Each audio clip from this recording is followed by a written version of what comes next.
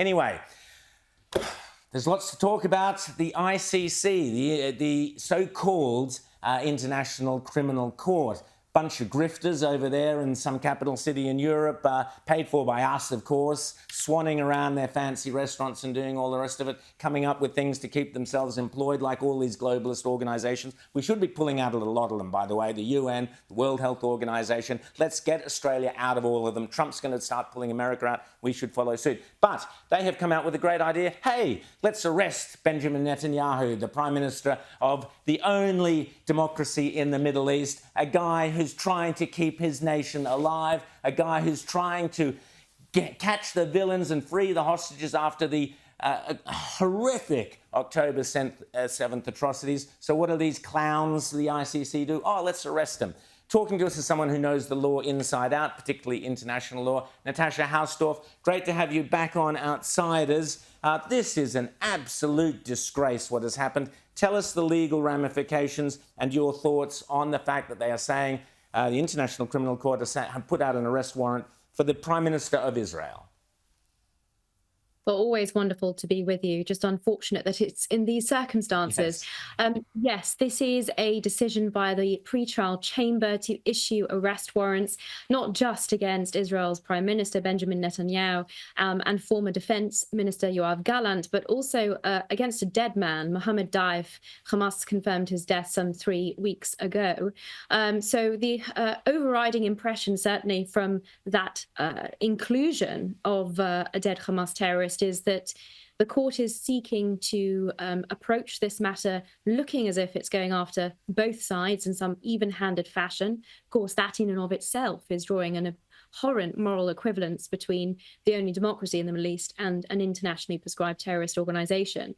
But quite apart from those optics, the lack of jurisdiction that the court has to issue this arrest warrant, the flagrant violation of its own rules in not allowing Israel the opportunity to investigate and prosecute any credible allegations, and proceeding in these circumstances in a plainly political fashion, throws an awful lot of the law out of the window.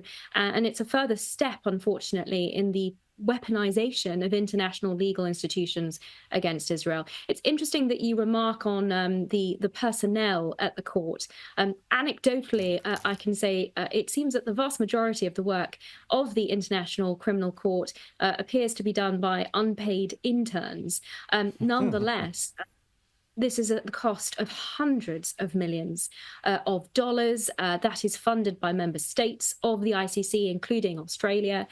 And it is incumbent, I would suggest, on every single state that actually upholds the rule of law, that prizes international law, to hold the court to account on this victimization of the Jewish state, because, and it's the last important aspect that I'll highlight here, these arrest warrant applications were predicated on entirely false information. The prosecutor of the ICC put out a public summary of his application, which he made on the 20th of May, and every phrase of every sentence of that public summary was false. It's been shown to be false by the organisation I'm very, very proud to be involved with, UK Lawyers for Israel, that went through those allegations chapter and verse, including the suggestion that Israel closed crossings into Gaza, prevented aid from going in.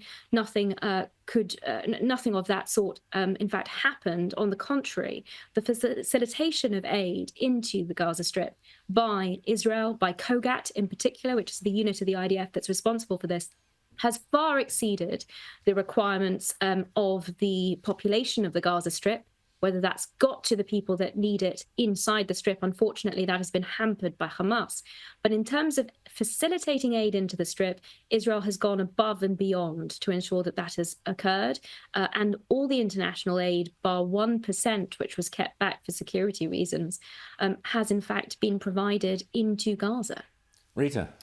What is the practical effect of this order? What countries can Benjamin Netanyahu not visit now because he could be arrested? Well, this is a very good question. Certainly, there are certain states who have immediately said they will not be enforcing these warrants, Argentina, Hungary, and the Czech Republic. But even those states that haven't publicly come out to say that they would enforce have quite a difficult balancing exercise now to conduct, because the validity of these warrants is going to be critical to the consideration that these states have to take. On the one hand, they may consider themselves to be bound as members of the court to acquiesce to any request that they enforce these warrants. But on the other hand, they are also bound by immunity in international law, which heads of state like Netanyahu enjoy. And if these are, in fact, as I strongly argue them to be, unlawful warrants made on the basis of no jurisdiction without validity, then seeking to enforce them would in and of itself be a breach of the international customary laws on the immunity of heads of state. So it's putting a lot of these individual members of the ICC in a very, very difficult position.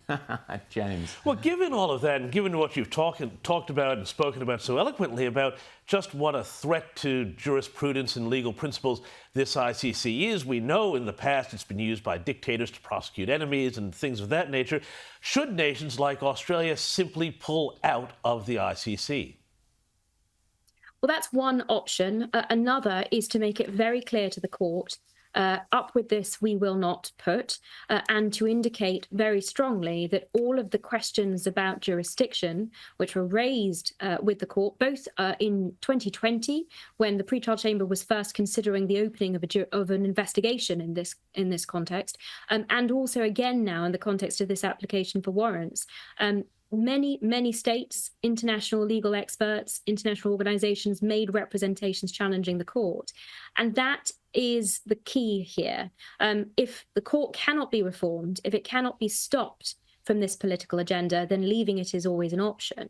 But seeking to raise this issue on the agenda when it threatens international law more broadly, and when it also essentially puts at risk all other law-abiding Western liberal democratic So, Natasha, just very quickly, I've only got a minute left, but I just want to ask you, Penny Wong, our foreign minister, you know who she is, and Ed Husic, one of our other Labor ministers, they've come out and said, oh, no, the ICC must be allowed to carry on. It's independent. We respect its independence, blah, blah, blah.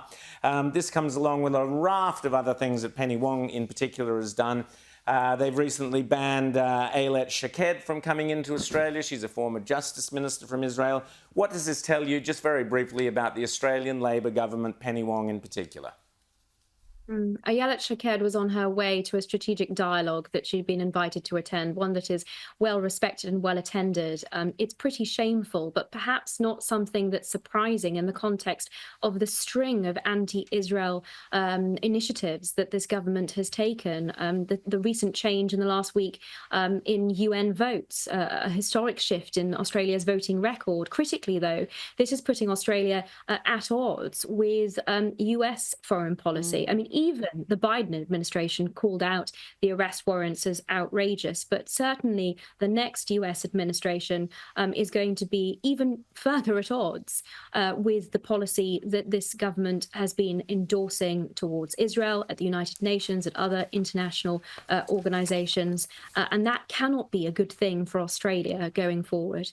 Natasha Hausdorff, always great to chat to you and get your clear-eyed vision on what is actually going on in the world. Thanks so much, and we'll chat to you again soon. That's Natasha Hausdorff there from UK Lawyers for Israel.